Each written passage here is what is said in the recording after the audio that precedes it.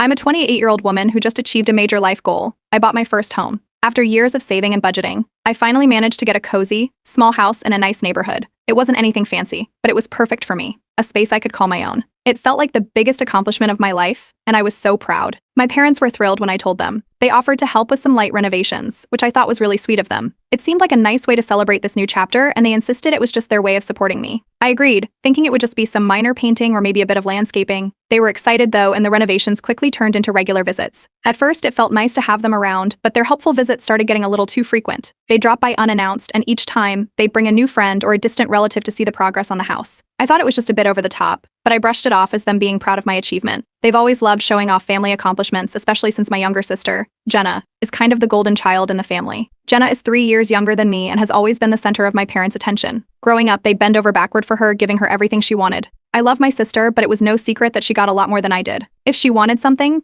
they'd make it happen. And recently, she got engaged to her boyfriend, who also seems to like the finer things in life. She's been planning a wedding fit for royalty, except she doesn't have a budget to match. One day, I overheard my parents talking about how expensive Jenna's wedding was turning out to be. They sounded stressed, going on about how the cost kept ballooning. I didn't pay much attention at the time. It made sense they'd want to make her day special, but it was clear they were feeling the pressure. Then things started getting strange. Out of the blue, my parents began asking me questions about my house's value and how much I still owed on my mortgage. They even asked if I'd ever thought about refinancing. I thought it was odd, but I didn't think too much of it. They've never been interested in my finances before, so I assumed they were just curious. A week later, they invited me over for a family dinner. They even insisted I bring along my mortgage and property documents just in case something happened. It was supposedly for safety reasons, but it felt unnecessary. Still, I didn't want to cause any trouble, so I agreed. Looking back, I should have been more suspicious. Around this time, I started hearing rumors from my neighbors. They'd casually mentioned seeing a house just like mine listed online. I was confused, but I shrugged it off as a coincidence. Then, a friend sent me a link to a real estate listing, my house, complete with photos of the interior. The pictures were from the renovations my parents had been helping with. My house was listed for sale, and I had no idea how or why. In shock, I confronted my parents. They immediately acted clueless, claiming they had no idea what I was talking about. They brushed it off, saying it must be some kind of mistake. Their dismissive tone threw me off. This was serious, and they barely reacted. It felt like they weren't telling me something, but I couldn't put my finger on it. Then a few days later, my bank called. They wanted to confirm a recent inquiry on my mortgage status, an inquiry made by an authorized family member. I hadn't authorized anyone to access my mortgage information, so this was news to me. I felt a wave of panic and confusion. Who else could have tried to access my account? The pieces were starting to come together, but I was still hoping it was some big misunderstanding. The final blow came when a real estate agent knocked on my door, ready to give a tour of the property. That's when it hit me. My house was, without a doubt, on the market. And not only that, but my own family was behind it. They'd gone behind my back to list my home, using the guise of renovation help to get access to the property and take the photos they needed. Standing in my living room with a real estate agent I'd never met, I felt a mixture of betrayal and disbelief. How could my own parents do this? It was surreal, like something out of a bad dream. Update 1. After discovering the house listing and connecting the dots, I went straight to my parents. I confronted them, this time with proof, the link to the real estate listing, complete with photos taken inside my house during their renovation visits. With this undeniable evidence, they couldn't pretend any longer. At first, they tried to brush it off as a misunderstanding, saying they had been exploring options just in case I ever decided to sell. But I pushed back, demanding a straight answer about why they would list my home without even asking me. Finally, they admitted it. They had listed the house to help fund Jenna's dream wedding. According to them, it was all for family happiness, and since I'd achieved my dream of owning a home, it was only fair to help Jenna achieve hers. They went on about how Jenna deserves the wedding of her dreams, and how the equity in my home could make it possible. My parents truly believed they had a say in how my home could be used because they'd helped me buy it, ignoring the fact that the only help they provided was a bit of free labor during renovations. That sense of entitlement was staggering. I made it crystal clear my house was not for sale, and it was certainly not a bank to fund Jenna's extravagant wedding. But they weren't willing to drop it. They tried every tactic in the book, even going as far as guilt-tripping me. They insisted I was putting money above family happiness and reminded me of how much they had done for me growing up. To them, my refusal to sell the house wasn't just a denial of Jenna's dream, but a rejection of the family itself. I didn't budge. I repeated that the house wasn't for sale, and that they had crossed a serious line by listing it without my permission. Then came the call from Jenna herself. She was in tears, angry and hurt, telling me that I was ruining her wedding and accusing me of being selfish. She claimed that I was putting my house above her happiness and that I had no right to deny her this one thing after all the support the family had given me over the years. It stung hearing those words, but I stayed firm, explaining that I wasn't obligated to give up my home to fund her wedding dreams. After that, I reached out to a few close friends, sharing the whole story. They were as shocked as I was and immediately reassured me that I had every right to protect my home. They encouraged me to stand my ground and reminded me that my family's behavior was way out of line. Talking with them helped me see how wrong it was for my parents and sister to think they had any claim on my property. Word quickly spread through the family, and reactions were mixed. Some relatives sympathized with me, saying it was ridiculous for my parents to list my home without my permission. Others, though, sided with my parents, insisting that I should help out for the sake of family unity. It felt like I was suddenly cast as the villain in this twisted story, all because I wouldn't sacrifice my home for a wedding.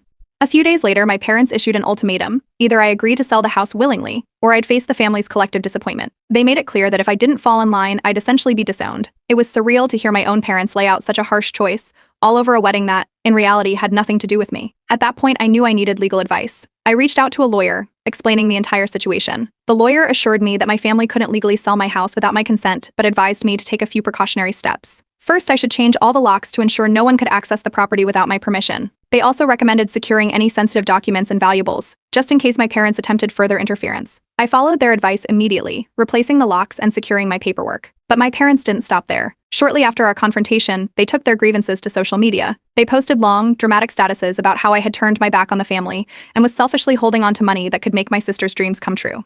They painted me as some heartless villain, leading to an onslaught of comments from family friends and distant relatives, most of whom had no idea of the full story. It was painful to see people I barely knew judging me, but I refused to let it sway me.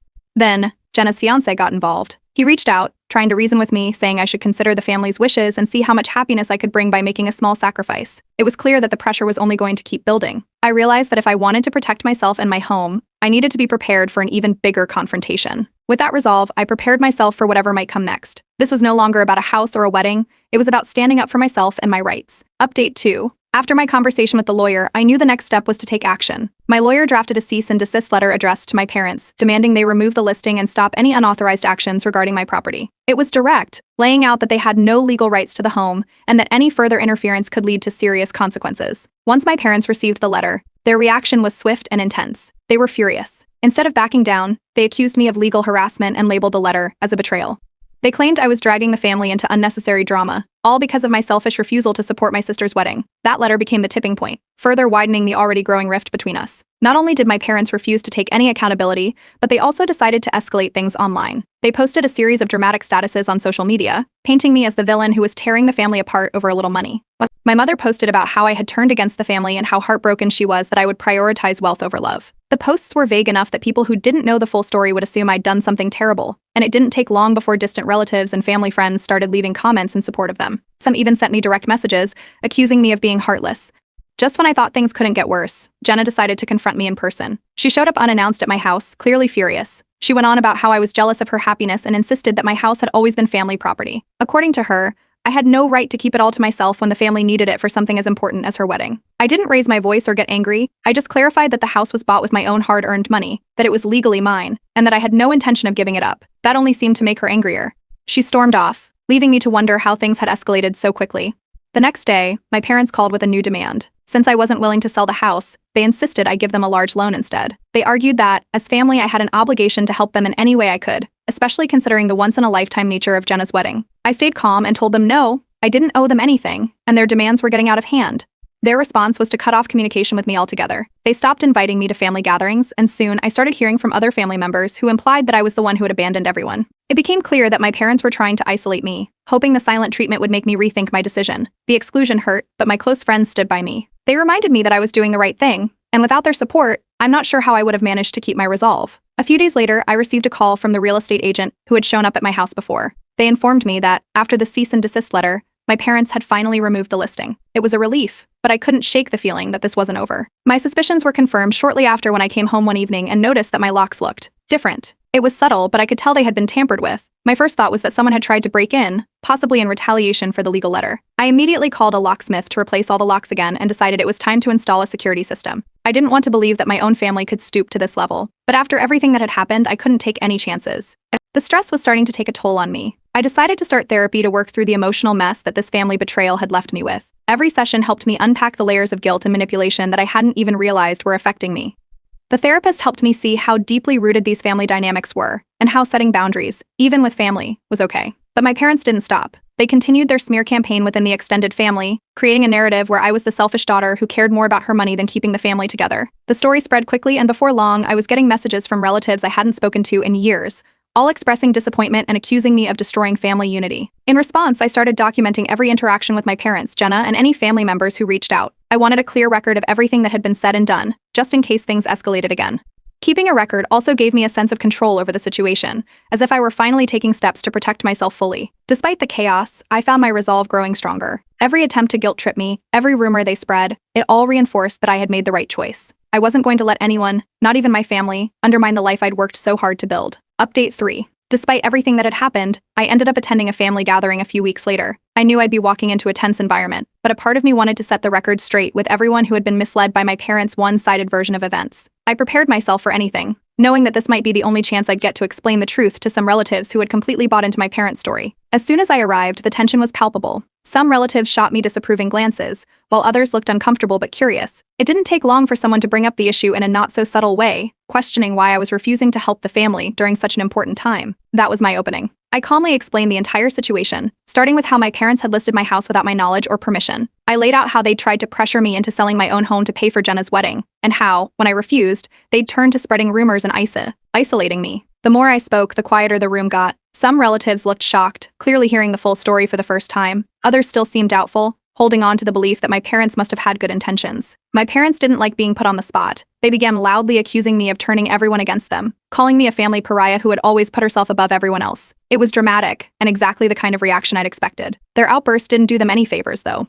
A few relatives actually stepped forward, saying they couldn't believe my parents had crossed so many boundaries, and that they'd had no idea things had gotten this out of hand. Just as I thought things might settle down, Jenna made her entrance. She stormed into the conversation, accusing me again of ruining her wedding and stealing her chance at happiness. She went on about how she'd always imagined her big day, and how my selfishness was the only reason she couldn't have it. Her fiancé stood nearby, visibly uncomfortable, but he didn't say anything. This time, I wasn't going to let her guilt-trip me. I kept my voice steady and told her that I had every right to keep my home, and that her wedding was not my responsibility. At that point, I'd had enough. I turned to everyone and made it clear that if my parents or anyone else continued to interfere with my life, I would take further legal action. I was done with the manipulation, the guilt-tripping, and the rumors. Any attempt to pressure me or sabotage my life would be met with consequences. The room fell silent, and even my parents seemed taken aback by my firmness. After that confrontation, things started to shift. A few extended family members came up to me privately, expressing sympathy and apologizing for believing the rumors. They admitted they'd been swayed by my parents' online posts and hadn't realized the full extent of what I'd been dealing with. It felt like a small victory,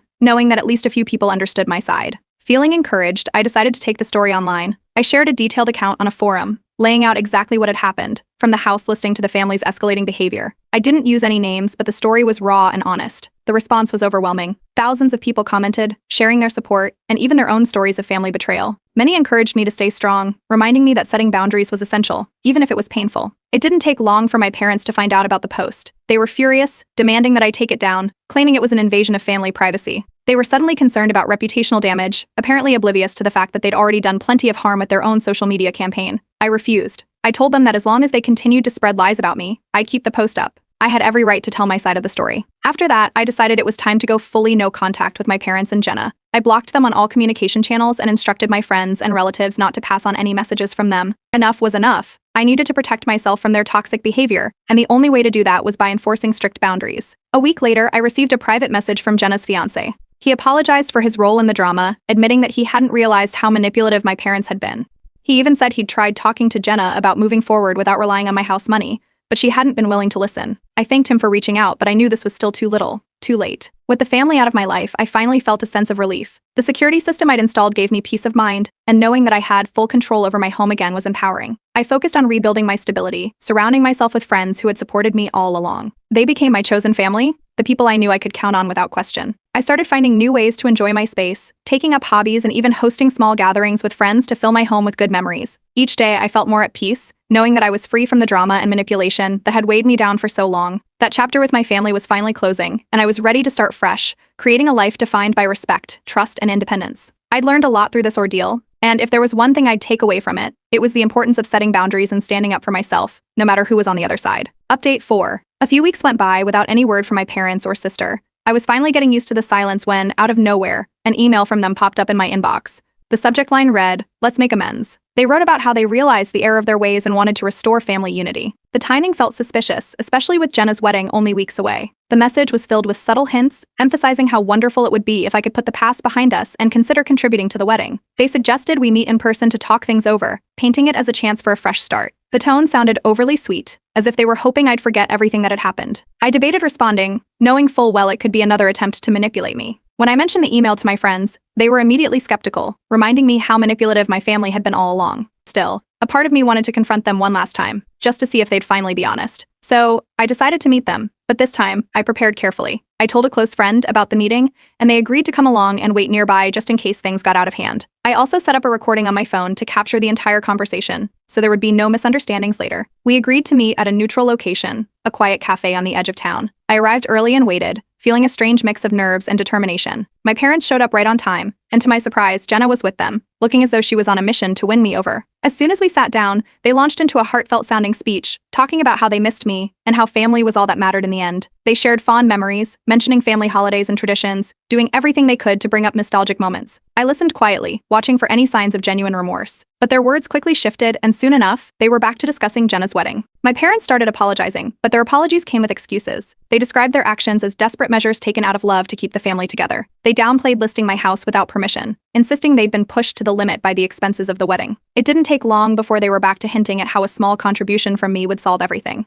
I stayed calm, repeating that I wasn't going to provide any financial assistance and that the house was absolutely not for sale. I told them that they'd crossed a serious boundary, and I had no intention of supporting an extravagant wedding that had nothing to do with me. My refusal seemed to shatter their composed front. My father, visibly frustrated, leaned in and accused me of turning my back on the family, saying I was ungrateful for all the sacrifices they'd made. He implied that everything they'd done for me over the years should be repaid now, when they needed me the most. My mother joined in, looking at me with a mix of disappointment and anger, reminding me how they'd always put family first and expecting me to do the same. Then Jenna, who had been sitting quietly until now, burst into tears. She accused me of ruining her dream day and called me selfish, acting as if her wedding was something I was obligated to support. She said she couldn't believe her own sister would deny her this one chance to have a perfect wedding. Her words were loud enough to draw the attention of people nearby, turning the conversation into a public spectacle. I kept my composure, knowing that any emotional response would only fuel their narrative. I calmly reminded them that my decision was final. I told them that the situation they found themselves in was a result of their own actions, and that I had no responsibility to fix it. I made it clear that if they attempted any further interference or continued trying to manipulate me, I wouldn't hesitate to pursue more legal actions. Realizing that their tactics weren't working, they fell silent. My parents looked at each other, visibly shaken by my refusal to cave in. Jenna seemed stunned, as though she hadn't expected me to stand my ground in front of everyone.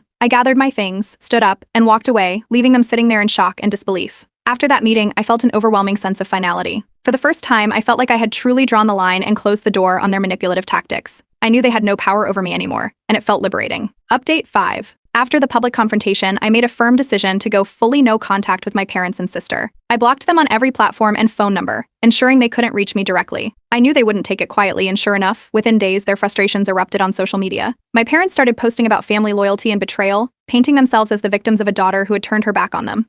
They emphasized their sacrifices and implied that I had abandoned the family when they needed me most. The fallout spread fast. I started getting messages from extended family members who had seen the posts. Some urged me to reconsider and reconnect with family, while others offered quiet support, telling me they'd heard my side and felt my parents had gone too far. A few relatives admitted they'd been blindsided by my parents' dramatic posts, but now saw how manipulative the whole situation had become. Around this time, I continued with therapy, which helped me unpack the emotional weight of cutting off my family. The therapist guided me in processing the guilt and doubt that lingered, reminding me that my boundaries were healthy and necessary. Working through these feelings gave me a stronger sense of self-worth and helped me realize that I wasn't responsible for fixing the mess my parents had created. My friends were my rock during this period. They rallied around me, making it clear I wasn't alone in my decision. We grew closer, becoming a kind of chosen family that I could rely on without fear of manipulation or judgment. Knowing I had people in my corner reinforced my choice to stand firm, and it helped me start viewing my home as a place of safety and independence again.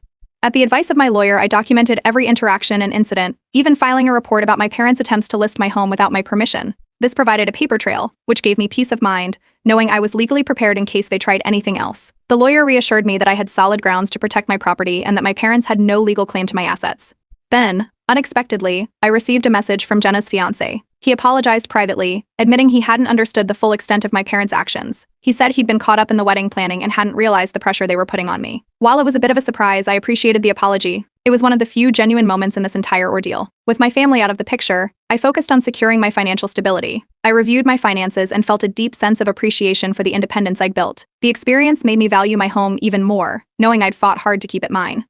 I set up a financial plan to ensure that I could weather future challenges without needing anyone else's input, reinforcing my commitment to stand on my own. Word of my parents' actions began circulating among extended family members, and the tide started to turn. Some relatives distanced themselves from my parents, shocked by the lengths they had gone to manipulate me. The support was unexpected but reassuring. People were beginning to see that I wasn't the selfish person my parents had tried to paint me as. The family dynamic shifted, with some members openly criticizing my parents' behavior. As I moved forward, I found myself naturally gravitating towards new experiences and personal growth. I took up hobbies I'd always wanted to try, joined a local book club, and even threw a small housewarming with friends.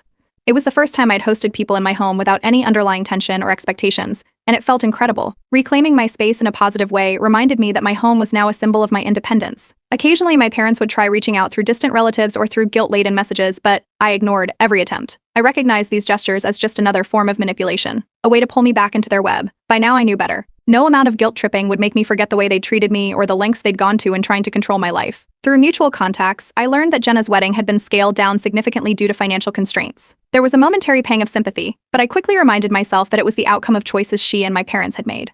They'd built up unrealistic expectations and dragged me into their plans without a second thought. I felt validated in having set boundaries and choosing not to enable their financial irresponsibility.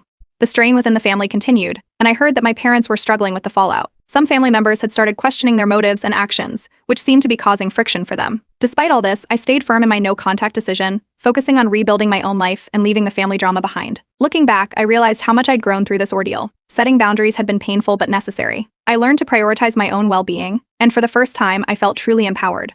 I shared my journey online, offering advice to others facing similar struggles, emphasizing the importance of self-respect and independence. The responses were overwhelmingly positive, with people thanking me for sharing my story and encouraging me to stay strong. In the end, I found peace in knowing that my future would be defined by respect and independence, not by manipulation or obligation. This journey taught me that family bonds shouldn't come at the cost of personal boundaries, and I was finally ready to move forward, leaving the past and the drama far behind.